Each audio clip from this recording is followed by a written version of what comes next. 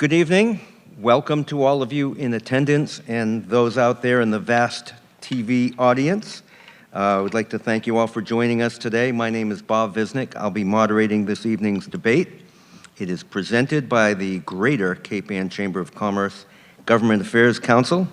The mission of the Chamber is to provide leadership and advocacy to foster a thriving local economy and enhance the quality of life for our region. Presenting these forums supports our role as a voice for the business community and strengthens civic engagement to ensure voters are informed about the issues. I'd like to thank you to 1623 Studios, which is recording this forum. Thank you to all the candidates for participating. Thank you for Manchester Essex Regional School for hosting. And I encourage all of you to vote at this special election on March 31st. The questions have been developed by the Greater Cape Ann Chamber's Government Affairs Council. They have not been disclosed to the candidates. The speaking order was chosen at random prior to the start of the forum, and the candidates will alternate, and we will go through in order. Each candidate will have 2 minutes each to answer the question with an optional 30-second rebuttal, and we have our timekeeper down here monitoring the time. Each candidate at the end will be given 2 minutes to make a closing statement. So here we go. The first question is going to be addressed first to Christina, then to Gil, then to Drew. And it is as follows. Please tell us a little bit about yourself and what motivated you to run for state representative. What priorities would you work to advance given the short time frame before the next election? Thank you, Bob.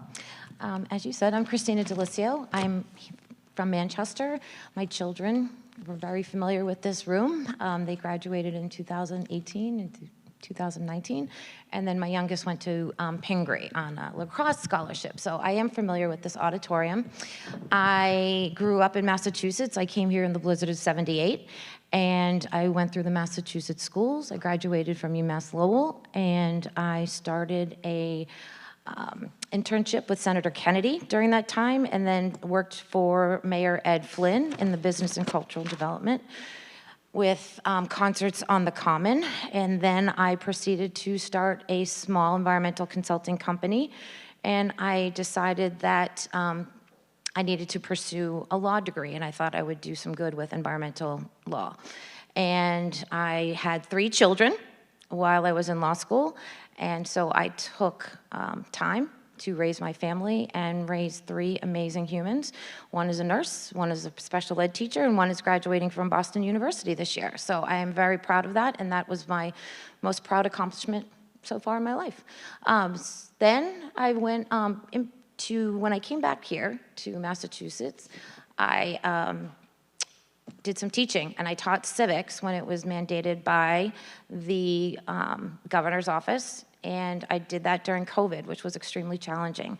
And the second year that we were working on that project, I was able to take inner city students teaching civics for the first time, and most of them were English language learners, all the way to a state competition, and they won the Civics Award for statewide, so that was really neat. So what do I plan to do? I was on the planning board here in Manchester for 10 years, and that is what drove me to run for this office. The time was right, the seat is open, and I saw firsthand here in Manchester how planning at a regional level affected things back home, and I would like to be more involved with how those things happen and shape, because I believe specifically the MBTA zoning was a mandate that came down to communities without our input. I'm going to waive the time for this first question, I think. Without our input. So what would I advocate when I'm in office for the first few months?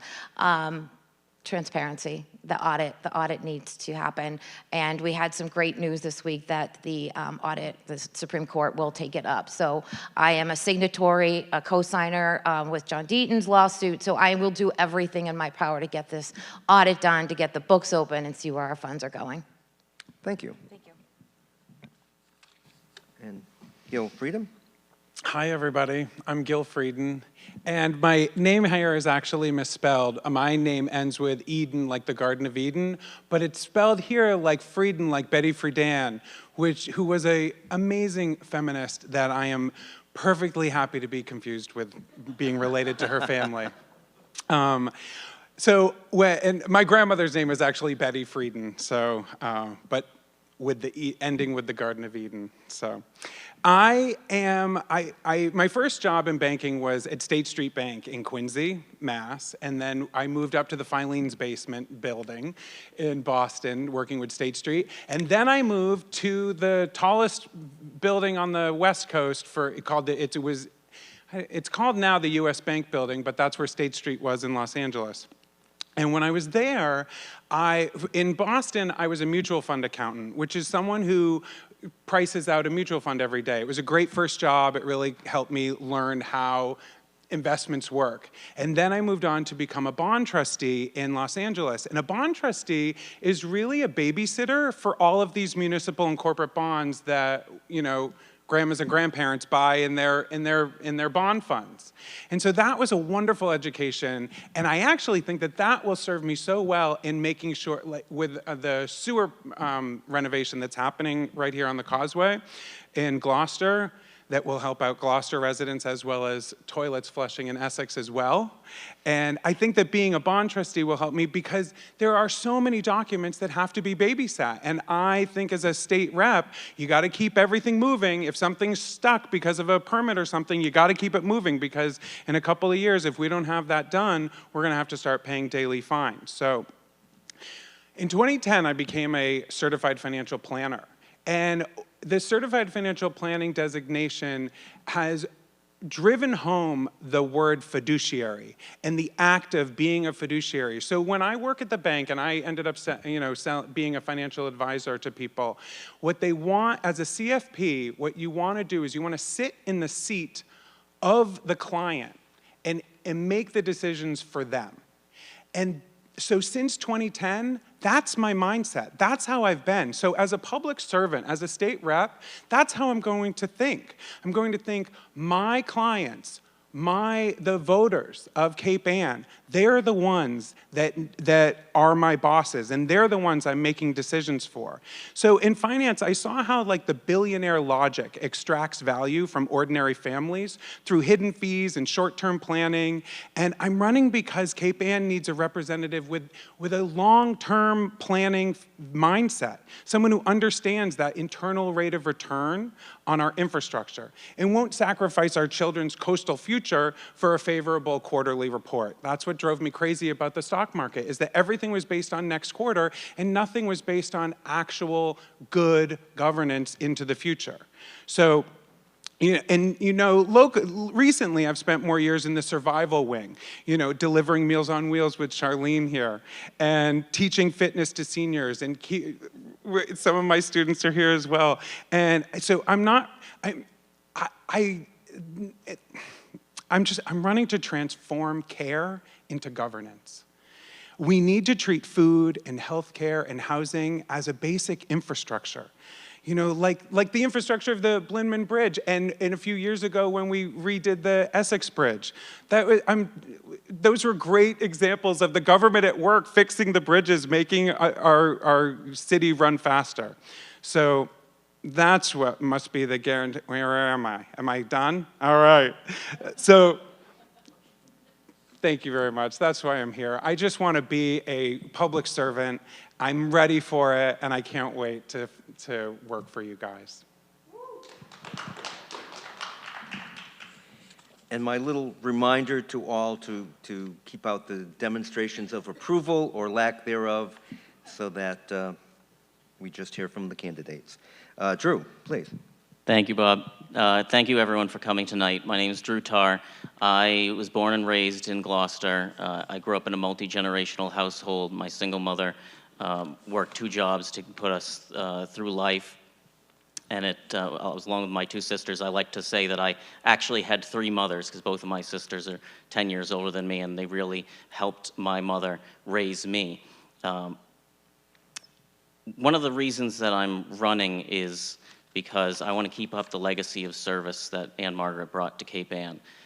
I've seen how it is when you have an effective state representative who has a seat at the table and is able to make sure Cape Ann is well represented.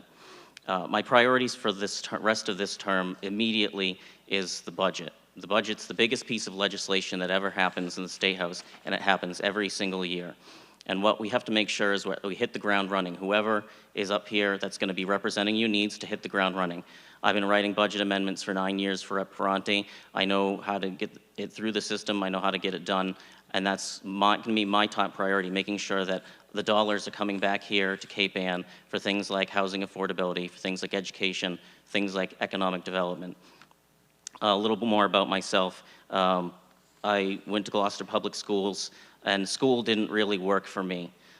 So I ended up getting my GED. I did a little bit of college, and then I decided that that wasn't working for me at that time. At that same time, I inherited with my girlfriend at the time, who later became my wife, I inherited a young stepson, and I went into retail to help support our young family. I did that for about 10 years, and that I call my first part of my first life. And then my second life came along when I was able to start going back to college, and then the day came that I was working on a campaign.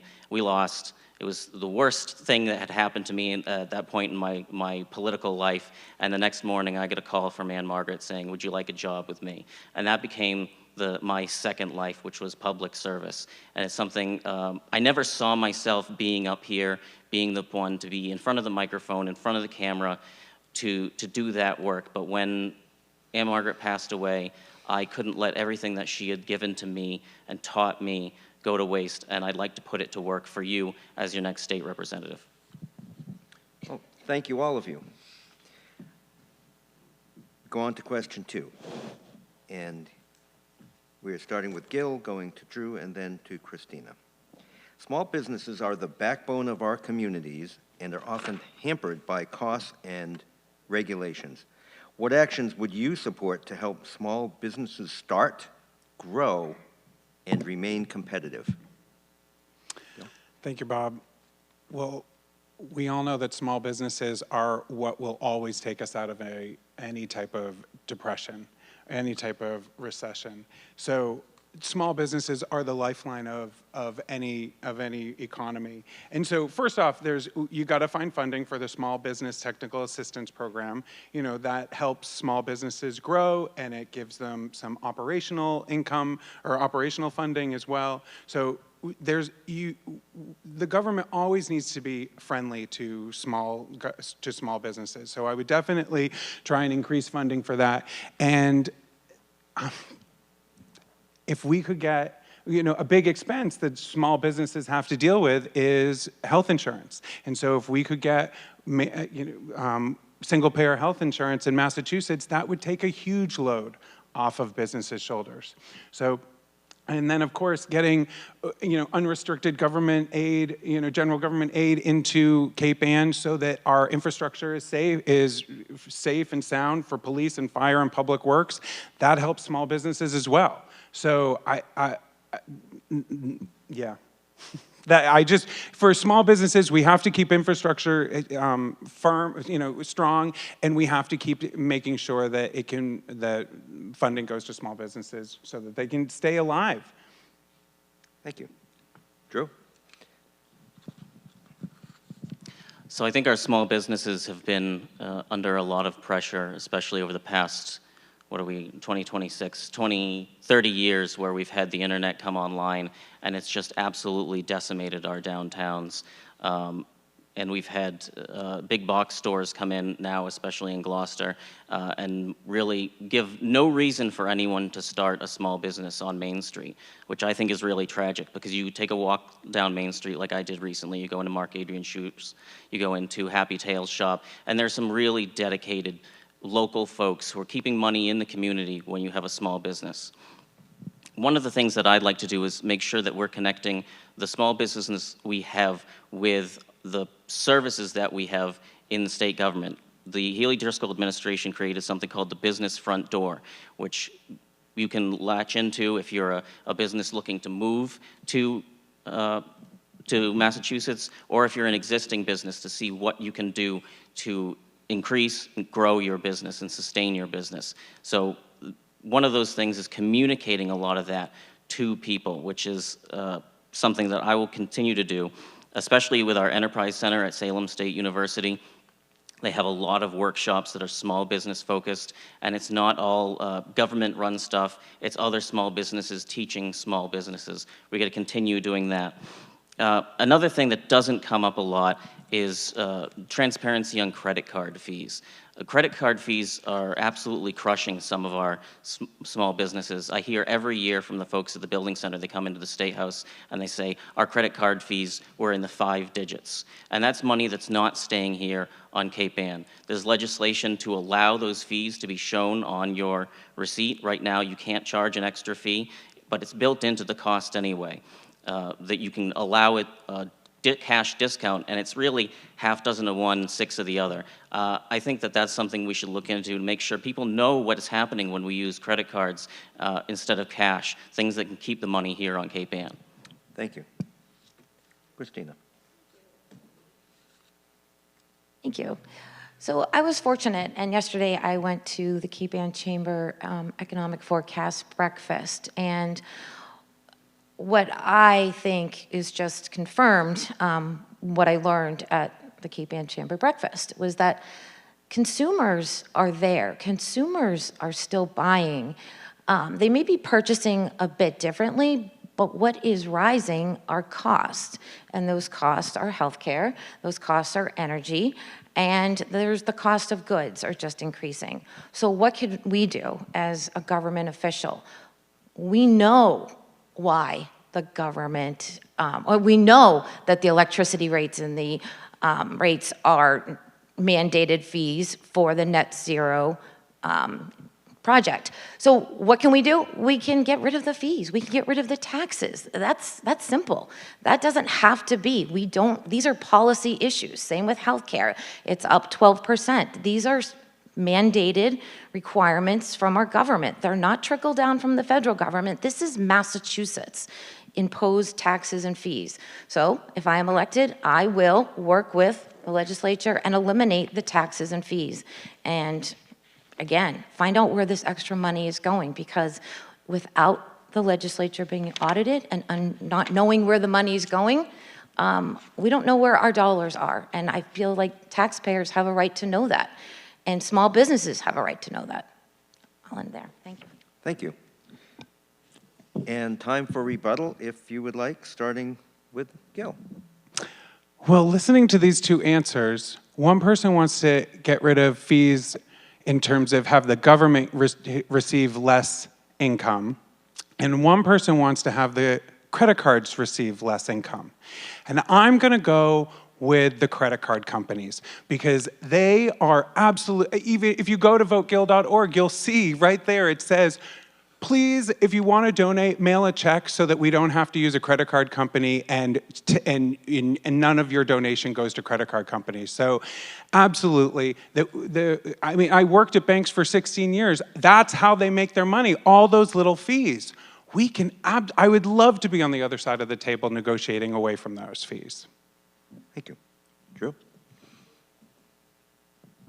I'll return the favor to Gil on his point on healthcare. If we had something, and I'm not even married to single-payer healthcare, but if we had some form of way for the government to seriously bring healthcare costs down instead of this current market free-for-all, I think that small businesses would be in a lot better shape, not having to negotiate with their employees' health care plans, whether or not they can afford to have a person on for a certain number of hours before they have to put them on health care. Let's take health care needs off of small businesses and put them where they belong. Christina? So I guess you have a choice to use a credit card or cash. So I guess if you don't have the means, then you have to use a credit card. But that's a choice. You do have that, correct? And so I do want to add that we need to support the income tax being lowered from 5% to 4%. And when we do support that, it allows more money to be back in the consumer's pocket, which helps small businesses grow. Thank you. Thank you. This next question, we will start with Drew and then swing around to Christina, then Gil. And where would we be without a housing question? So many residents and workers struggle to find housing that they can afford in the region. Considering the unique factors and seasonality of Cape Ann, what role should the state play in addressing housing availability and affordability in coastal communities like ours? And if you are elected, then re-elected for a full term, what strategies would you take to advance those priorities? So we know that we're in a housing crisis right now, and part of that housing crisis is that we don't have supply of housing units. We've underbuilt to the tune of hundreds of thousands of housing units over the past 30 years. And it's not the popular answer, but it's a very significant part of that economic equation. If we have a demand and we don't have supply, then prices are going to go up.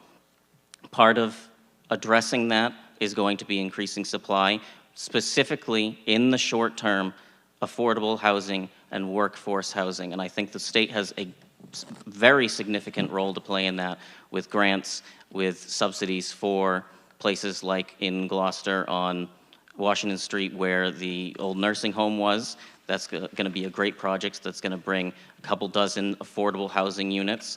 There's going to be a development on Main Street, also the same developer, Harbor Light Homes, that's going to be senior housing at extremely low. I think it's 30% of income maximum to pay for rent. And these are the sort of things that we need to support locally and statewide with policy. We've also got something from the governor's office very recently that municipalities can now adopt starter home zoning districts and qualify for state payments under regulations. We need every size of housing so that people can live in the sort of housing that they want to live in. Plenty of folks want to live in single family homes or two-family homes. We need those. We also need apartments, condos for the folks who can live in those so that everyone has a place to live in their ideal or close to ideal situation. Thank you. Christina? Thank you. So, I don't think if anyone has recognized my name, it's not going to be new news that I was adamantly opposed to MBTA zoning. And the reason is that as a planning board member for almost 10 years, I saw regional planning say this and say, hey, this is what needs to happen in Manchester and Essex and Rockport and Gloucester. And we weren't involved. We weren't involved with the MBTA zoning. Just came down and said, hey, this is what you guys need to do. They didn't look at our water, they didn't look at our sewer, they didn't look at our schools, they didn't look at our police, they didn't look at our roads, they didn't look at our parking.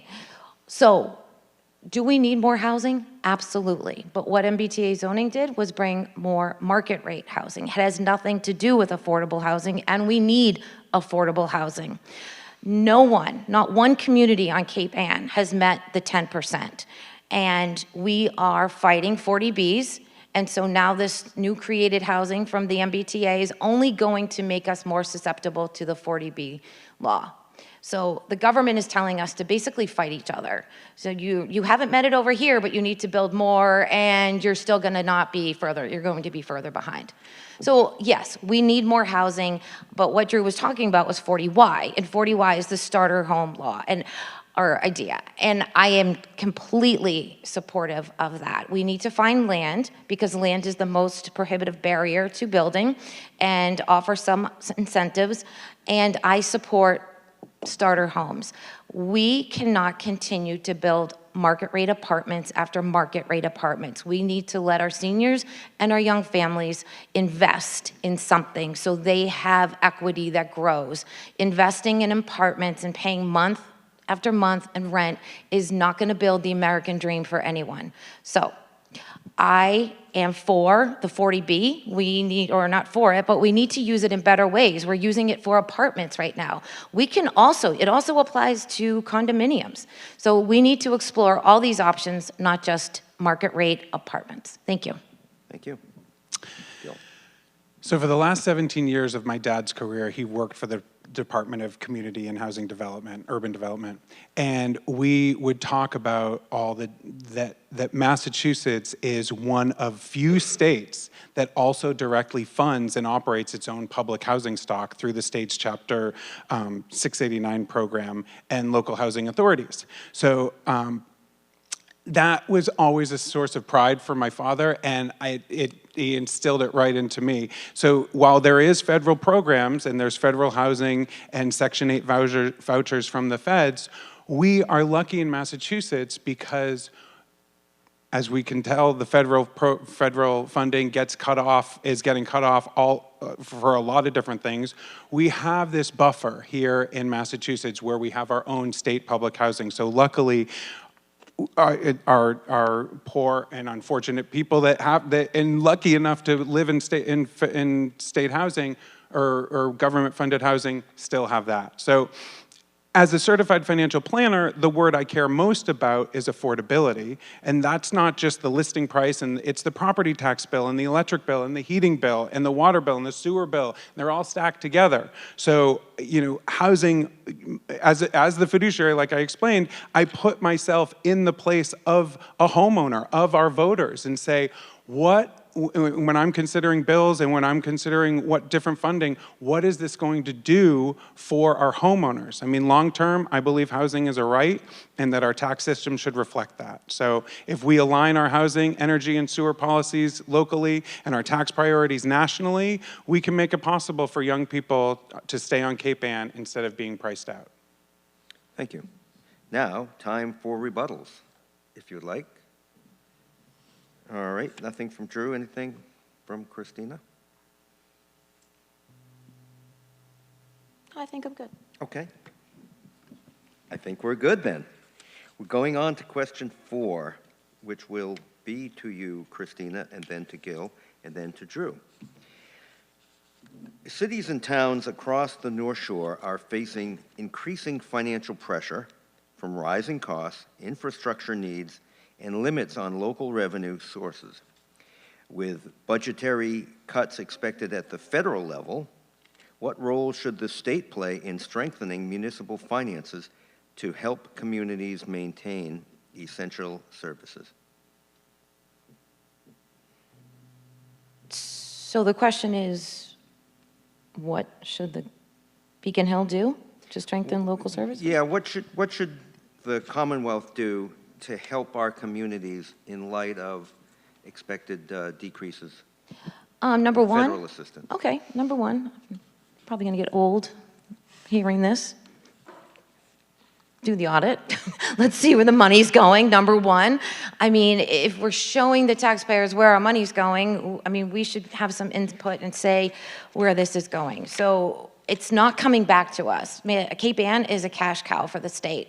We send out, when we get back, maybe 20%. So we are sustaining other communities, which is the role of government, right? We are able to provide, but we are now struggling. And Prop 2.5 is a necessary need because we are not being fully funded with Chapter 70 and Chapter 90. Those need to be fully funded, and I believe if we open up the books and see where the money's going, we can say, hey, perhaps we should cut back on the $2 billion that we spent on emergency assistance, and that should become an emergency for Cape Ann. Our working waterfront has not seen a true investment in decades. We need money back there. There's this thing called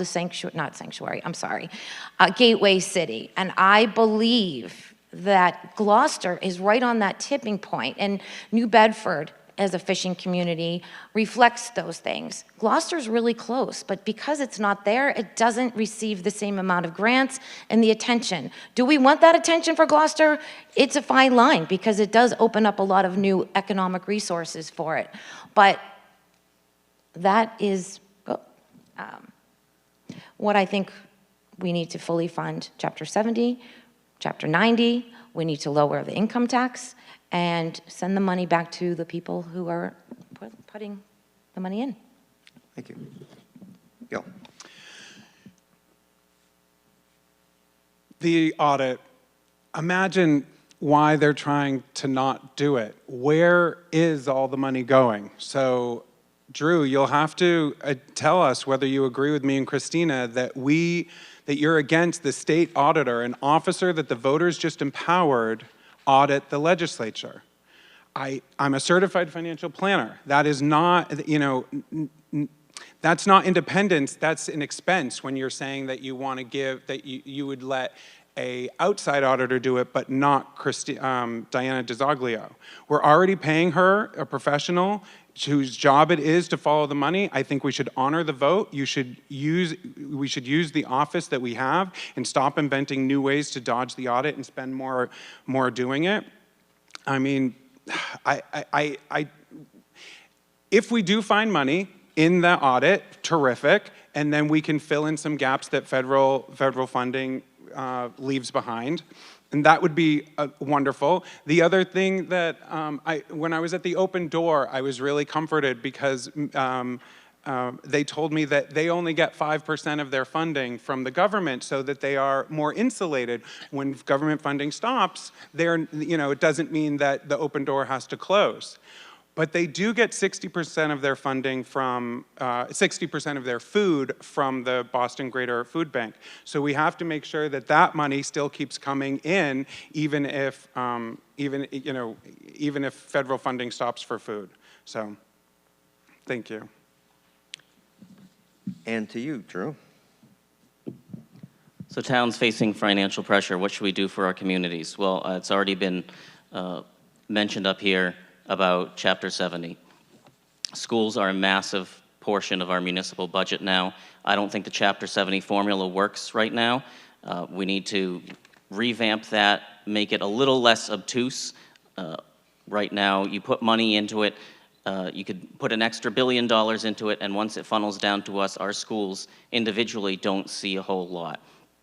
I think we need a lot more targeted programs in our state budget to make sure that schools are getting money for places where it really is going to be the most effective. And one of those places, I think, is wraparound services.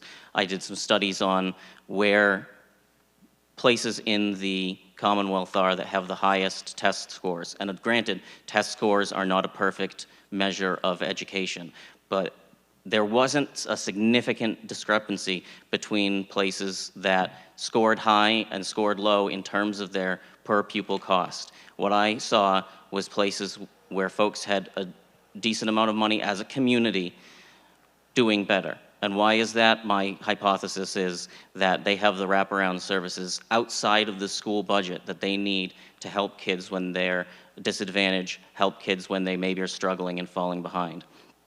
One of the big costs that is driving up in schools is special education. We need to make sure we're fully funding the special education circuit breaker at the state level, make sure that those costs aren't falling on the local schools and disadvantaging the rest of the folks. Everyone deserves an education. Make sure we get that done. And again, healthcare costs. Healthcare costs are out of control. We need to get a handle on that, I think, and I think I agree with Gil on this, that if we had a government plan in place, we could help keep those costs down. Thank you. And you have the opportunity, but don't have to take advantage of a rebuttal. I'll start. It's great to propose wraparound services, but the question was, how are we going to, help people? Proposing more programs when we're already feeling squeezed, I don't think is the right approach, personally. I think we need to evaluate wants versus needs and see where that money is and then reevaluate. So proposing more government is not the way to reduce costs and reduce financial burdens for communities. Thank you. Gil?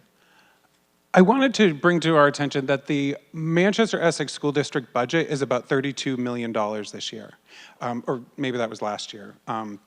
And so, in our Chapter 70 funding is about 10% of that, so that's about $3.2 million. So we get, so just under $30 million comes from the two towns. And I'm sure that Chapter 70 could be more generous to us, but I'm also, I'm a public servant, and I want for the good of the community, and I want to make sure that the Chapter 70, if we are funding our schools up to 29 million, and the 70 is only 3 million, that if Chapter 70 is going to other school systems to make them as good as our amazing school system is, then I want to support that within Massachusetts. Thank you. Drew? Okay. We move on. So the 5th Essex District, which you may be representing at the State House, consists of 4 communities, Gloucester, of course, being the biggest. What do you think are the unique qualities that stand out for each community in Cape Ann? I'm going to specifically address different communities for different people. We're starting with Gil. Gil, talk about Rockport, if you would, my hometown. Oh, Bob. I'm so good at Essex. But the kayak store, the kayak rental place on Bearskin Neck, he's asked me to come down sometimes and just run the register so he can go out and take everybody out on kayak tours. And I think that that is really where Cape Ann shines, is our tourism. And next week I will be going with, as an employee of Woodman's of Essex, I'll be going to the Governor's Conference, which is a 2-day conference that talks all about tourism all over the state of Massachusetts. And we are always talking about getting people to drive, because most of our tourists are driving car tourists that come here, although we'd love to have more come from a little bit further away so that we could get them to stay in hotels. But going to the biggest issue with Rockport, speaking of tourists and cars, is where's the parking?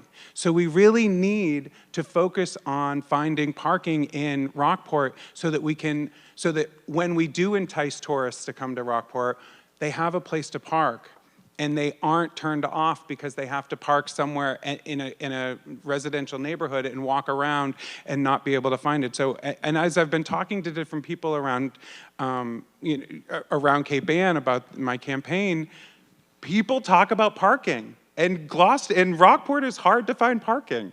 So I think that in terms of the helping out Rockport be a real attractive place to visit, if we just add a little bit more parking and help them with the cars, and just as another thing, Cape Ann Transit Authority runs through Rockport more than 5 times a day, and that's wonderful. And they've got their own commuter rail, and so I wish we didn't need to focus on parking, but parking in Rockport would be very helpful.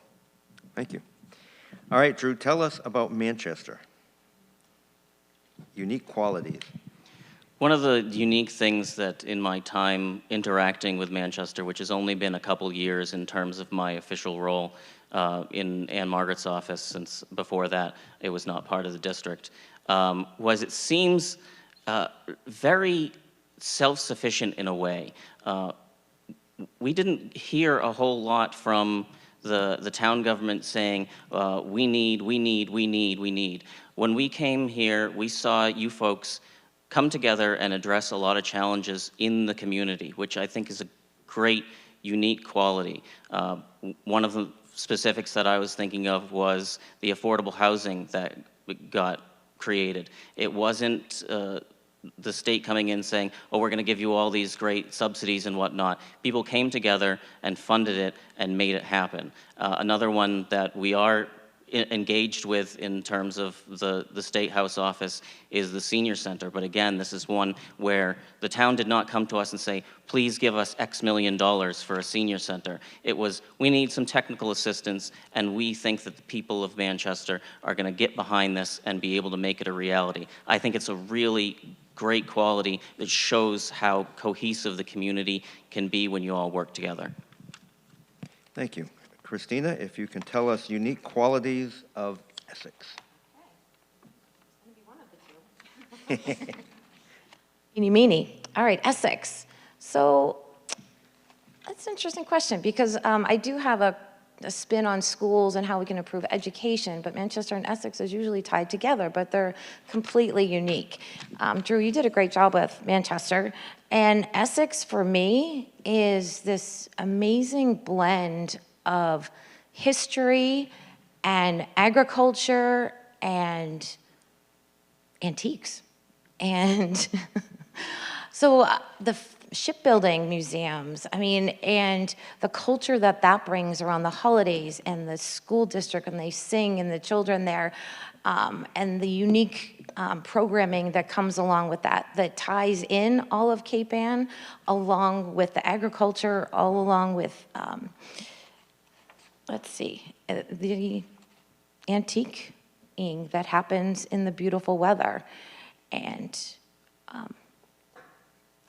I think each community has its own thing to bring, but Essex is out there, and its beauty and its ability and its paintings that is also incorporated with the arts.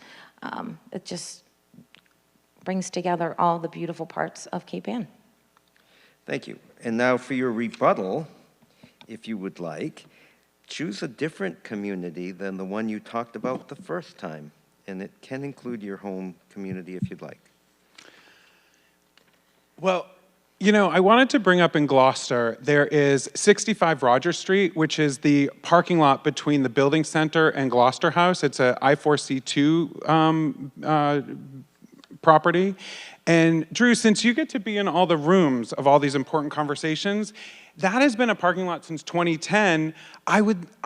I just want to give voters an actual reason to elect you that you did, and not just crown you this rightful descendant of the Tar Ferrante legacy. So, like, what's going on with that? Like, tell us something amazing. And in terms of for Essex, you know what I love? Konomo Point, there are some residents that live year-round on Konomo Point, and they're the last residents that are ever going to live year-round on Konomo Point because it's not allowed to have year-round residents because of climate change, because we have to protect it, because we don't have the sewer going out to it. So many reasons, and that's where the beauty remains in Essex, because we are protecting our land. Okay. Drew? Well, I'd love to be able to answer your question just like that, Gil.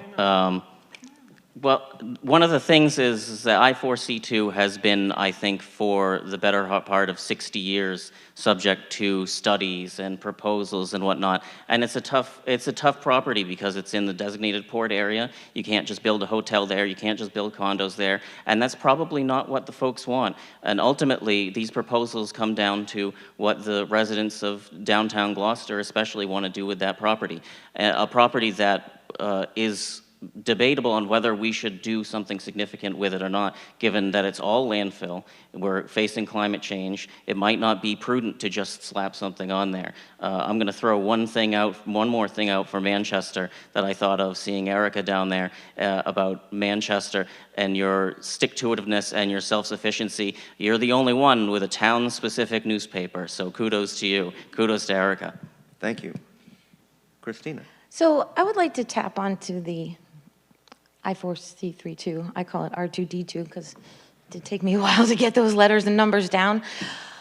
It has been subject to studies, and being on the planning board for so many years, it's really tricky because my personal gut feeling is that there's a plan for that property, and what has come around is not what the planners have in mind, and it does need to be preserved as a designated port area, and our working waterfronts do need to be preserved. So hotels and motels and Holiday Inns should not go in the R2D2. They need to get investment to expand and revitalize the working waterfront. Thank you.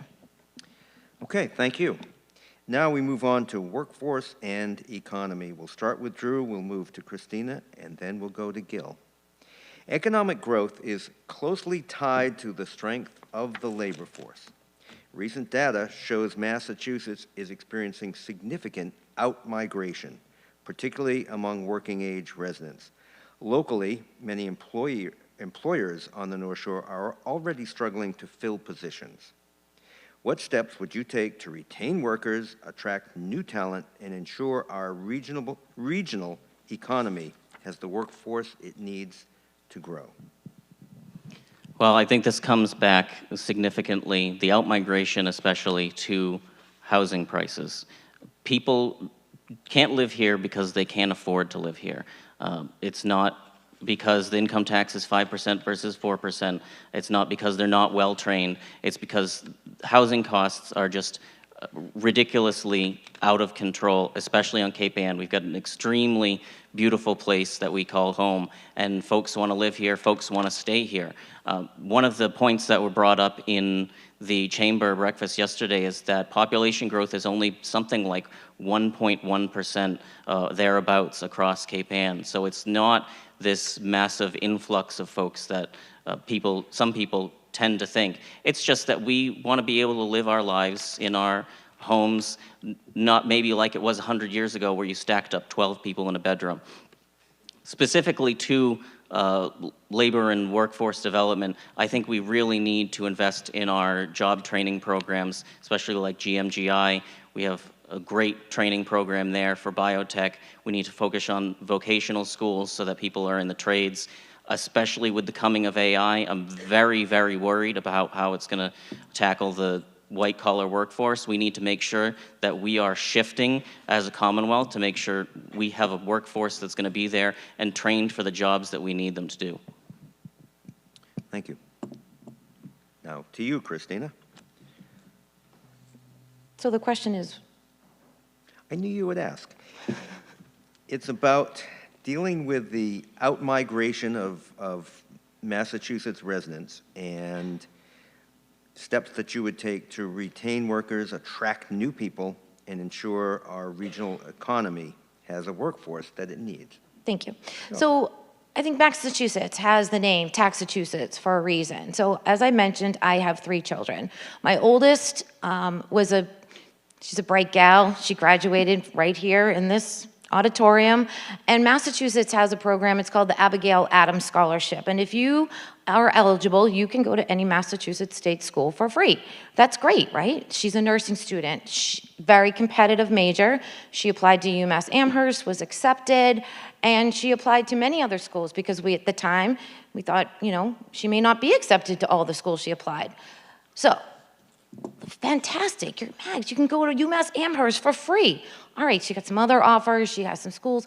Whoa, wait a minute. You can go to a school out of state in South Carolina that has a great football school and sunny for less money than you will at UMass Amherst for free. So why is UMass Amherst more expensive? Because of the fees. The fees at UMass Amherst with free tuition was more expensive than Clemson University in South Carolina. There we go. We just drove a nurse that is now practicing in the South, neuro ICU, didn't come back to Massachusetts. It's the taxes and the fees and the costs. Yes, does it come down to housing? But it started way before housing. It started with the fees at the UMass Amherst system. We need to reevaluate what's driving our students, and yes, South Carolina had a better football team and sunshine, but it came down to dollars and cents.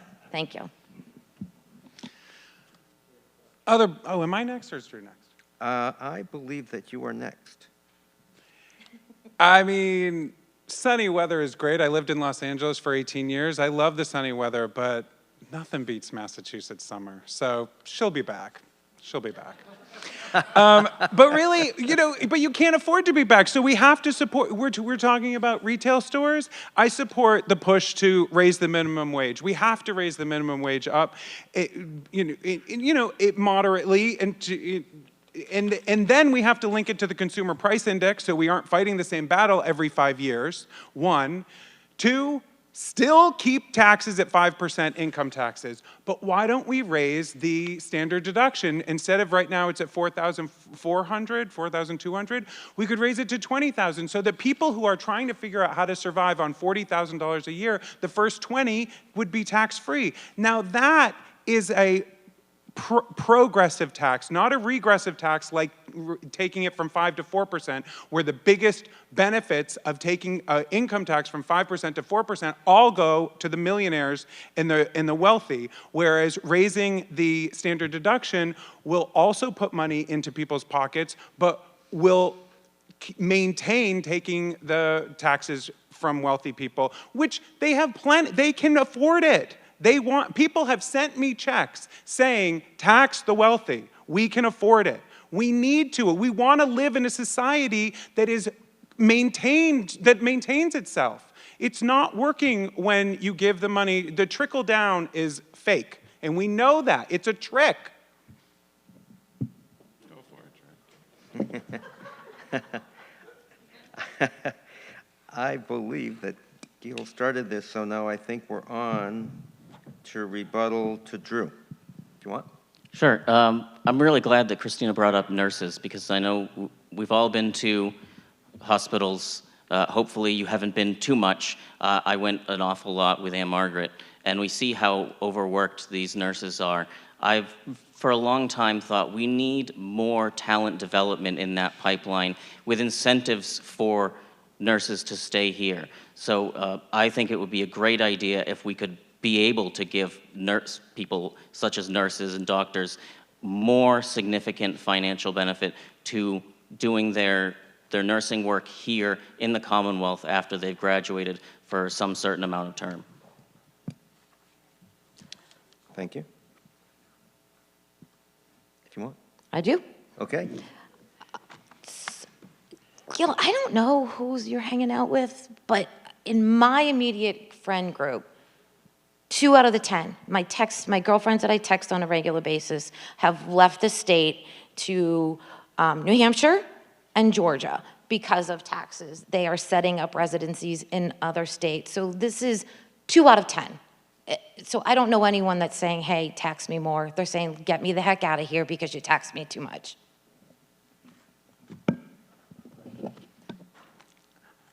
I have a generous heart. I have friends with generous hearts. They want to support the society. Okay, I'm going to check with my timekeeper to see if we have time for one more question. We do, and that will be a question without rebuttals, I think. And it is as follows, and it's going to start with Christina, going to Gil, going to Drew. And it is as follows.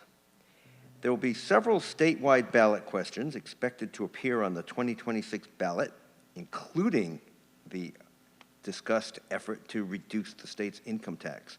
Are there any ballot questions you feel strongly about at this stage, and how do they align with your broader priorities for the Commonwealth and specifically for this district? So there's 2 that step out or, jump out at me. The first one is the stipends of the legislature. If I am so lucky to be elected, I will, number 1, absolutely open the books and do everything I can to have the audit done and the stipends reformed. That is one question. And the second one is the repeal of the governor's emergency action of Bill 135, which is infringing on our Second Amendment rights. So those are the 2 bills. Okay. Or the referendum ballot questions. And we move on to Gil.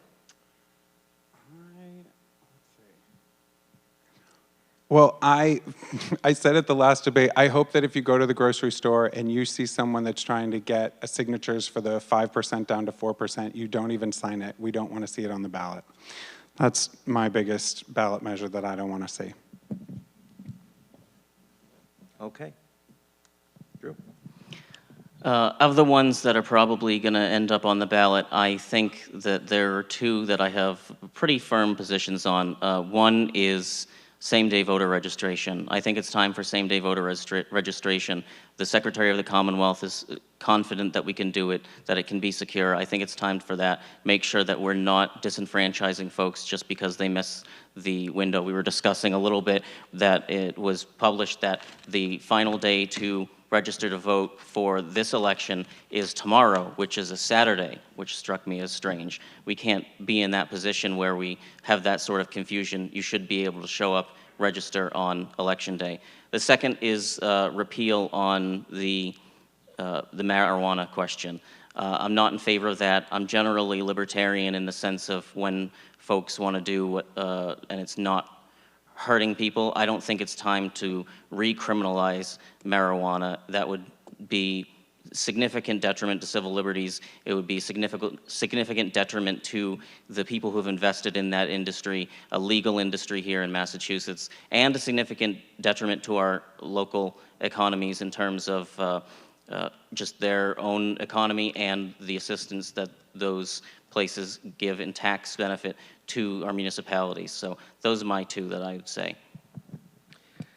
Okay, it is time for our closing statements. I'm going to give you 30 seconds to prepare. It will be Drew, followed by Gil, followed by Christina. And when you're ready, it's up to you, Drew. Take your time, but you only have 26 more seconds. Is it a 30-second statement or? No, it's a 2-minute statement. I'm giving you 30 seconds to get ready, even if you have a generous heart. I appreciate your generosity. So, as I mentioned, I worked for Ann Margaret Ferranti for 9 years, and over the past 9 years, I saw the benefit that comes to us when Cape Ann has a seat at the table. That's in terms of getting legislation passed. Ann Margaret was able to do that. That's in terms of committee assignments. She was able to work her way up to the vice chair of Ways and Means, which brings significant benefits to the member and the district of that member. And in terms of funding within the budget, again, Ways and Means was great for that. And working with the governor's office, which is something that's not talked about as much, but especially in things like bond bills, you want to be able to have a good relationship with the governor's office because the legislature authorizes a bond and the governor still has to appropriate it, include it in their capital plan. So you need a good relationship with the governor to get that sort of work done. All of these things come from the relationships that you build when you're in office. Relationships on Beacon Hill, relationships here in our communities. And I'm very fortunate to say that I've forged a good number of relationships in my time on Beacon Hill. When there's a change in representative, you lose a lot of that clout that you were able to build up. And I'd like to be able to use what I have to make sure that we don't lose and go back to ground zero. And I'm ready to hit the ground running on day one to make sure that the folks are taken care of in the budget, our towns are taken care of in the budget. And I want to make sure that we continue to have a great seat at the table. And that's not just in the budget and in working with the governor's office, it's in all sorts of things. And it would be beyond my 30 seconds that I could tell you how many seats at the table we had with Ann Margaret. I want to be able to use my knowledge and experience to make sure we can get those seats at the table again. Thank you. Thank you. Gil. So as you know, I've spent my banking career as a certified financial planner, and in my world, we have that fiduciary duty, that legal obligation to act only in the best interest of the client, not the party, not the donors, you. I've heard that some of my friends are voting for the machine because they feel they have to. In finance, that sounds like a liability to me. I'm running to build an infrastructure of care, a system that passes a stray dog test when the government actually cares if its neighbors survive. Tonight, you've heard about hitting the ground running from Drew. But we have to ask, whose tracks is he running in? I mean, for 30 years, that seat has been a closed loop. Senator Tarr, or passed from Senator Tarr, who Representative Ferranti worked with, and then Drew worked with Representative Ferranti.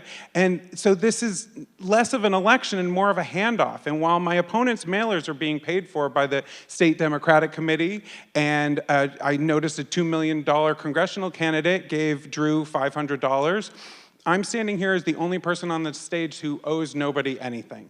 So make no mistake, March 31st is just the beginning. The seat is up again in November 3rd for the full term. So when I win in 10 days or not, we just keep walking through the summer. This campaign is not stopping. I'm committed to the district through November and beyond because the machine doesn't take a day off, and neither will I. We are here to break that cycle once and for all. Please go to Vote Guild and to sign up. You can join the conversations, the virtual conversations I have, Drew and Christina. It would be great if the three of us could keep doing that for the voters.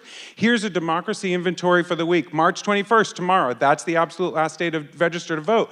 And I know a lot of us think that we filled out that card that said, always mail me a ballot, but that's an annual direction. So you'll need to give, if this year in 2026 you haven't written to your town clerk that you want a mail-in ballot, you're not gonna get one. So go get one. Thank you. Christina. Thank you. All right, Massachusetts is 50th out of 50th in private sector job growth. Massachusetts has lost 13,000 private sector jobs since Healy took office. Massachusetts has one of the highest electricity costs in the continental US, and Massachusetts had more businesses close than open in 2024. So if we want to continue business as usual, stay the course. But otherwise, we need to recognize that Cape Ann has always understood something different, and Beacon Hill forgets that freedom, work, and community are protected and managed not from a distance. Over time, power has drifted away from Gloucester, Rockport, Manchester, and Essex, and handed off to unfunded mandates and agencies that don't live here and don't feel the consequences. When the government expands in the name of good intentions, it rarely retreats on its own. I'm running because I recognize that line has been crossed. Before temporary policies become permanent controls, rights don't disappear overnight. They erode when no one pushes back. Cape Ann doesn't need another rubber stamp. It needs a representative who reads the fine print, challenges overreach, and defends affordability, accountability, and local control. I don't owe anyone anything. If you want independent judgment and principled leadership, I respect and ask for your vote on March 31st. Thank you. Well, on behalf of the Greater Cape Ann Chamber of Commerce, I would like to thank all of you for your spirited discussions tonight. I was very impressed, and I'm sure that the voters will look carefully at this and will make what they believe to be the right choice. But I think you're all wonderful candidates, and I thank you. I'd like to thank the Chamber, the school district, and 1623 Studios. Have a great evening, everybody. Thank you.